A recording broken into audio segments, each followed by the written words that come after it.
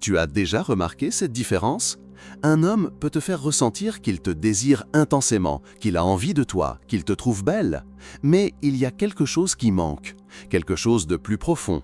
Tu sens qu'il n'est pas vraiment là, pas complètement présent avec toi. Et puis, il y a cet autre moment, ce moment précis où tu sens que quelque chose a changé dans son regard, dans sa façon de te parler, dans sa façon d'être avec toi. C'est subtil, mais tu le ressens dans ton corps, dans ton cœur. C'est le moment où un homme s'attache vraiment. Pas seulement à ton corps, pas seulement à l'idée de toi, mais à qui tu es vraiment, dans ton essence la plus vraie. Carl Jung nous a appris quelque chose de fascinant sur la psyché masculine. Il y a un moment dans la vie d'un homme où son inconscient fait un choix profond, viscéral, qui dépasse complètement sa volonté consciente. C'est le moment où son âme reconnaît la tienne.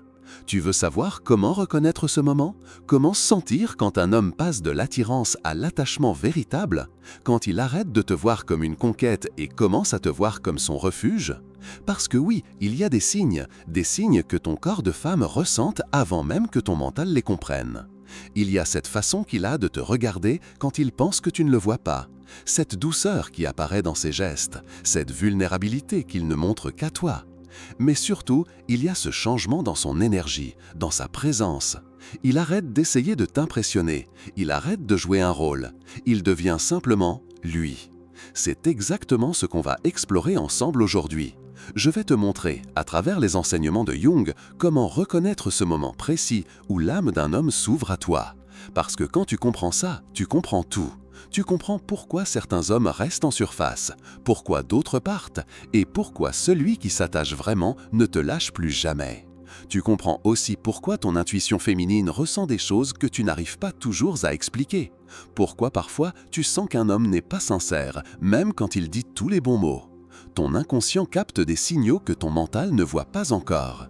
Aujourd'hui, on va réveiller cette sagesse qui dort en toi, cette capacité à sentir la vérité derrière les mots, à reconnaître l'amour vrai quand il se présente à toi. Dis si ce genre de réflexion te parle, abonne-toi à la chaîne et reste avec nous. Avant de te parler de l'attachement vrai, je dois te dire quelque chose d'important, quelque chose que Jung a découvert et qui va tout éclairer pour toi. La plupart des hommes ont peur, une peur profonde, enfouie, qu'ils ne s'avouent même pas. La peur de ne pas être assez. Cette peur vient de loin, de très loin. Dès l'enfance, un homme apprend qu'il doit prouver sa valeur, qu'il doit être fort, performant, irréprochable, qu'il ne doit jamais montrer sa fragilité.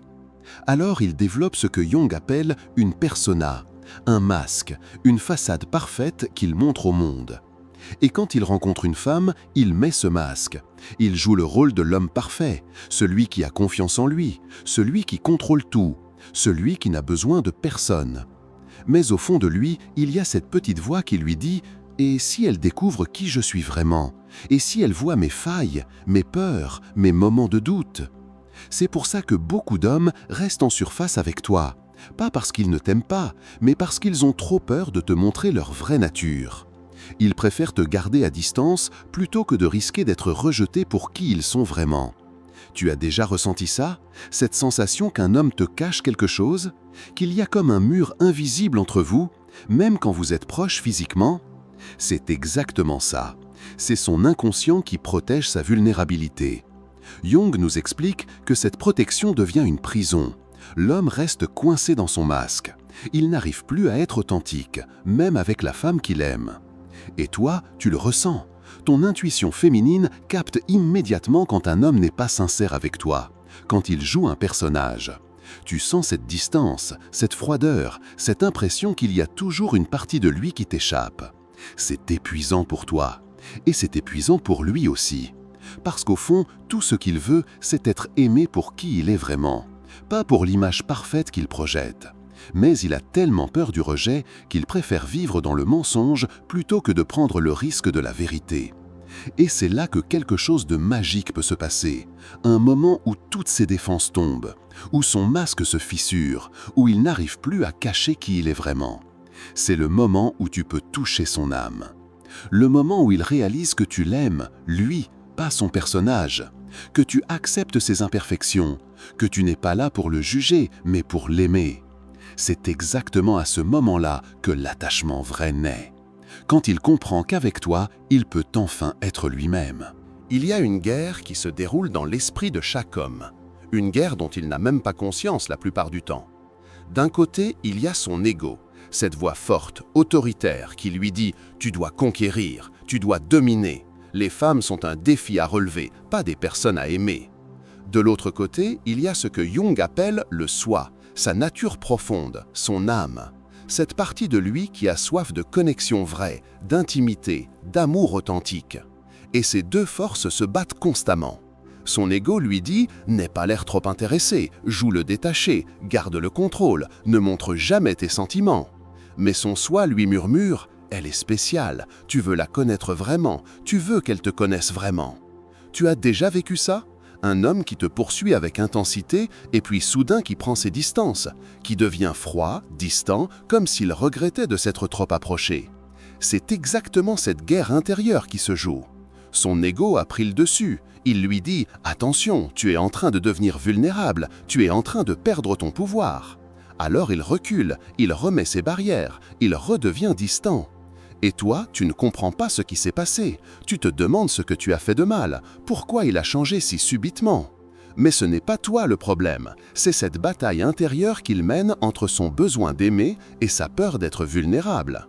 Jung nous explique que la plupart des hommes restent prisonniers de cette guerre toute leur vie.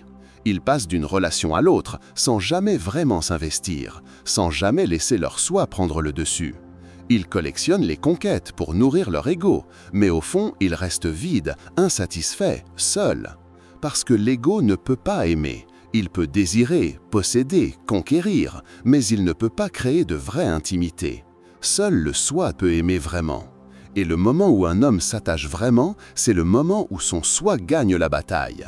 Le moment où il décide d'arrêter de jouer, d'arrêter de conquérir, d'arrêter de protéger son ego. Le moment où il choisit la vérité plutôt que le contrôle. C'est un moment de courage extraordinaire pour lui, parce qu'il sait qu'en laissant tomber ses défenses, il risque d'être blessé. Mais il sent quelque chose de plus fort que sa peur. Il sent que toi, tu es différente, qu'avec toi, il peut prendre ce risque.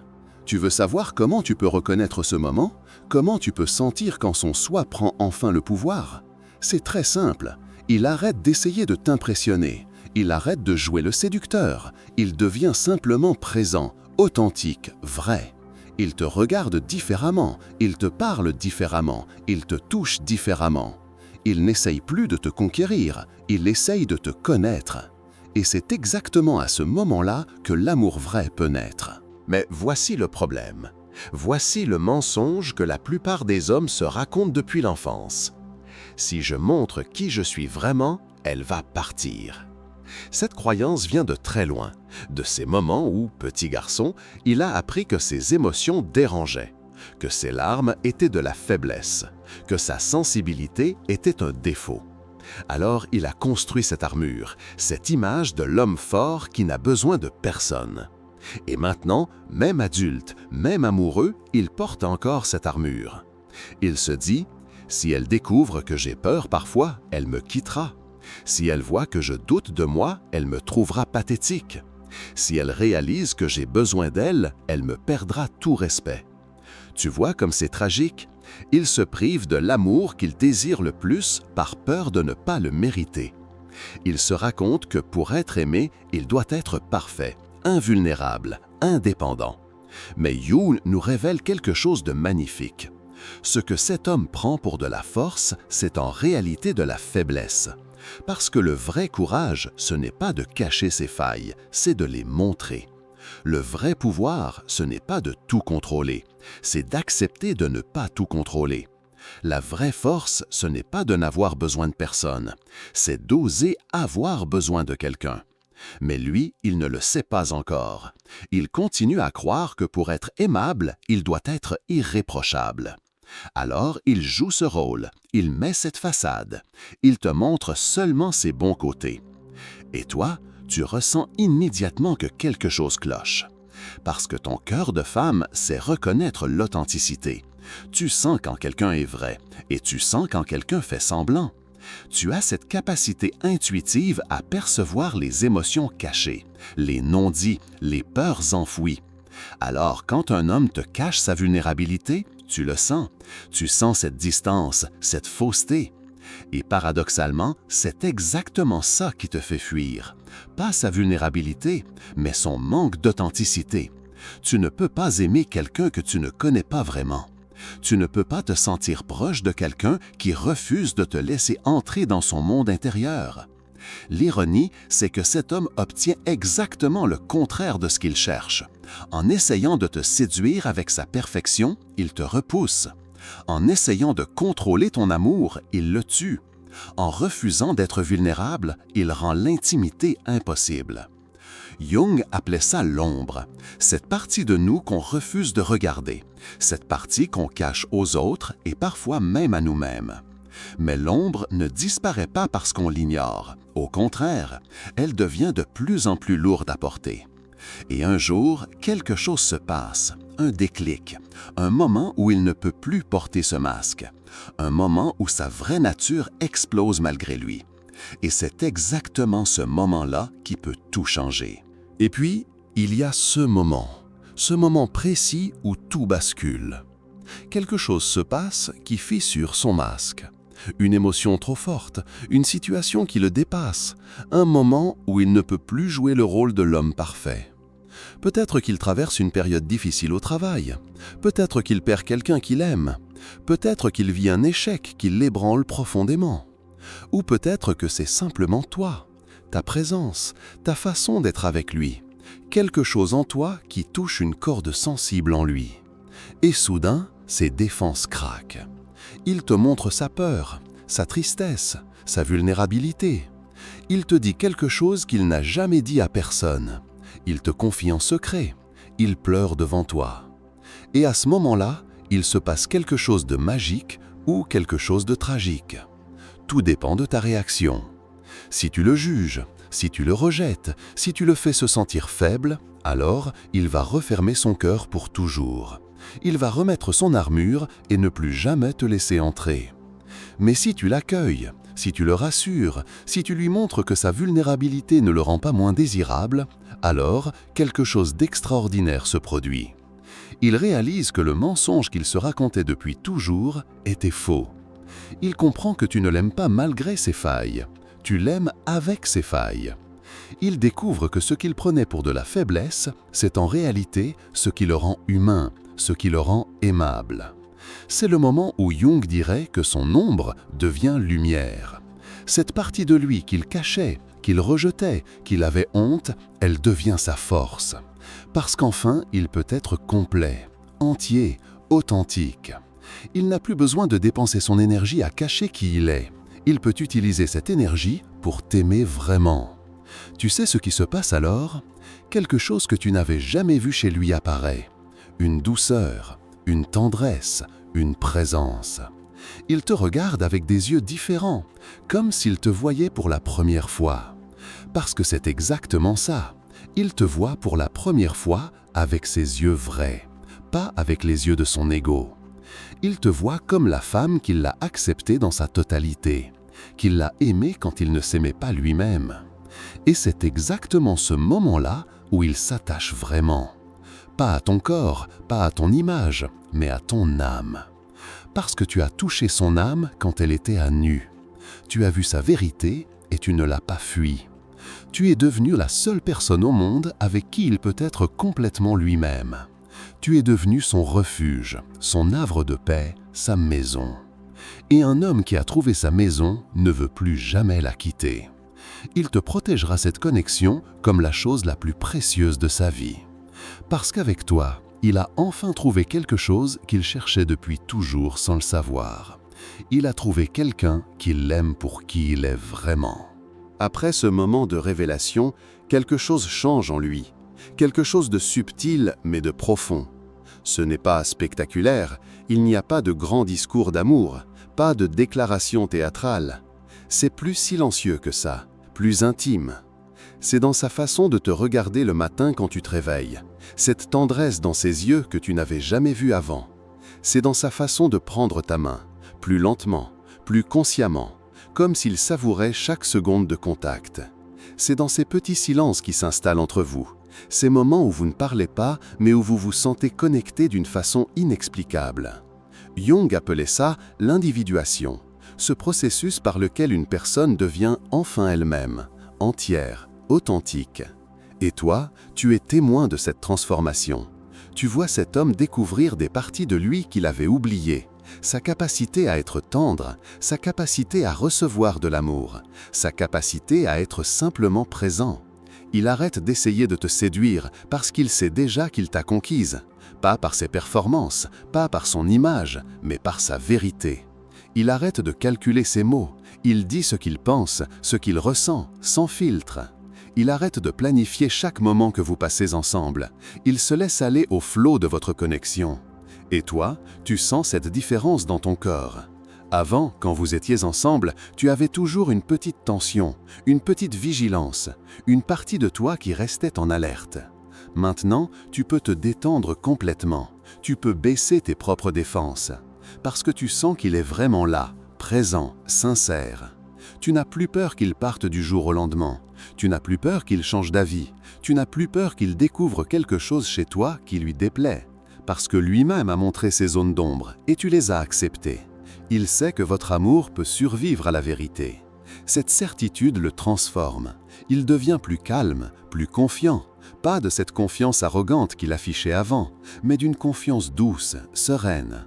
La confiance de quelqu'un qui sait qu'il est aimé pour qui il est. Et cette transformation, elle se répand dans tous les aspects de sa vie.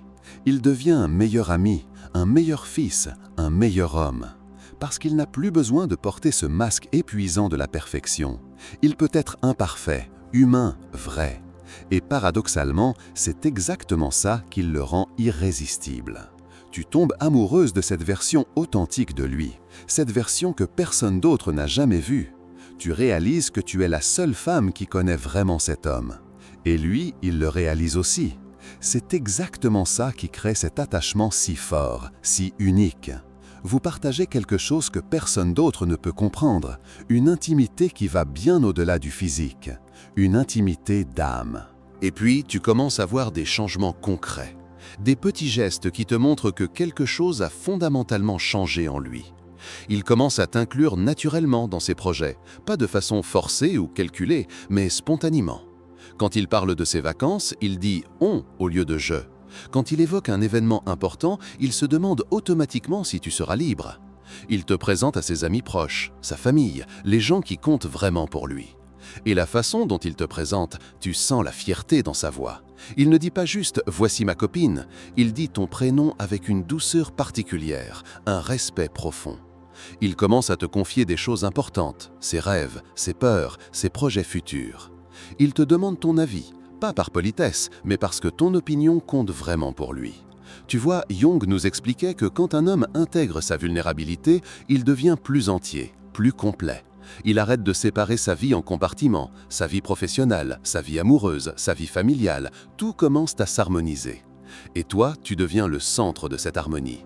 Il y a cette façon qu'il a maintenant de te regarder quand vous êtes avec d'autres gens, ce regard complice, cette connexion silencieuse entre vous. Comme s'il te disait « tu vois comme c'est beau ce qu'on a ». Il arrête de flirter avec d'autres femmes, pas parce qu'il se l'interdit, mais parce qu'il n'en a plus envie. Personne d'autre ne l'intéresse vraiment, parce qu'avec personne d'autre, il ne peut être aussi vrai qu'avec toi. Il commence à prendre soin de votre relation, consciemment, intentionnellement. Il propose des moments rien qu'à vous deux. Il éteint son téléphone quand vous vous parlez. Il te demande comment tu vas et il écoute vraiment ta réponse. Il se rappelle les petites choses que tu lui dis, tes goûts, tes habitudes, tes rêves. Et surtout, il commence à construire des habitudes avec toi, des rituels qui vous appartiennent. Ce café que vous prenez ensemble le dimanche matin, cette façon de vous endormir en vous parlant à voix basse, cette émission que vous regardez ensemble, ces petites choses qui créent votre intimité unique. Tu sais pourquoi c'est si important? Parce que ces rituels, c'est sa façon de t'ancrer dans sa vie, de faire de toi une partie intégrante de son quotidien, de son identité. Il ne se voit plus sans toi, pas par dépendance, mais par choix conscient. Tu es devenu son équilibre, son harmonie, sa paix. Et il fait tout pour protéger et nourrir cette paix.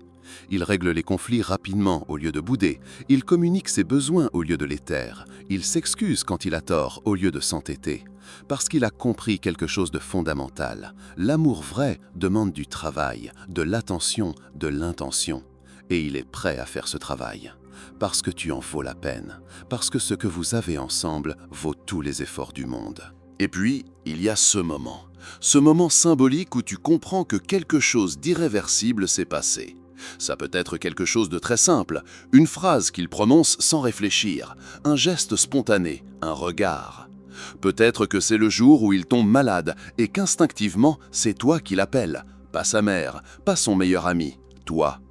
Peut-être que c'est ce moment où vous vous disputez et qu'au lieu de partir en claquant la porte, il reste, il te regarde et il dit « On va régler ça, je ne veux pas te perdre ». Peut-être que c'est cette fois où il te regarde te préparer le matin et qu'il dit, l'air surpris lui-même, « Je ne me vois plus vivre sans toi ». Ou peut-être que c'est plus subtil encore, cette façon qu'il a maintenant de dire « chez nous » au lieu de « chez moi ». Cette façon dont il organise son espace pour que tu t'y sentes chez toi. Tu vois, Jung nous parlait de ces moments de synchronicité, ces coïncidences qui ne sont pas vraiment des coïncidences, ces signes que l'univers nous envoie pour nous confirmer que nous sommes sur le bon chemin. Et ce moment-là, c'est exactement ça. C'est l'univers qui te confirme que cet homme t'a vraiment choisi. Pas juste pour maintenant, pas juste pour s'amuser, mais pour construire quelque chose de vrai avec toi. Tu le sens dans ton corps, cette certitude, cette paix profonde. Toutes tes peurs, toutes tes questions, tous tes doutes, ils se dissipent. Tu n'as plus besoin de t'interroger sur ses sentiments. Tu n'as plus besoin d'analyser chacun de ses gestes. Tu n'as plus besoin de chercher des preuves d'amour. Parce que son amour, il rayonne, il se voit, il se sent. Il est dans sa façon de te prendre dans ses bras quand tu pleures, dans sa façon de célébrer tes victoires comme si c'étaient les siennes. Il est dans cette fierté qu'il a de toi, dans cette façon dont il parle de toi à ses amis, dans cette lumière qui s'allume dans ses yeux quand tu entres dans une pièce. Tu deviens sa référence, sa boussole, sa source d'inspiration. Quand il doit prendre une décision importante, il se demande qu'est-ce qu'elle en penserait. Pas par dépendance, mais parce que ton opinion l'aide à voir plus clair. Quand il vit quelque chose de beau, son premier réflexe, c'est de te le partager, parce que la joie n'est complète que quand elle est partagée avec toi. Quand il vit quelque chose de difficile, c'est vers toi qu'il se tourne, parce qu'avec toi, même les épreuves deviennent supportables. Tu es devenu son allié, sa complice, sa moitié, et lui, il est devenu le tien. Vous formez une équipe, une unité, quelque chose de plus grand que la somme de vos individualités. Jung appelait ça la conjonction des opposés, cette alchimie mystérieuse qui se produit quand deux âmes se reconnaissent et décident de cheminer ensemble. Tu ne cherches plus l'amour, tu l'as trouvé. Il ne cherche plus l'amour, il l'a trouvé.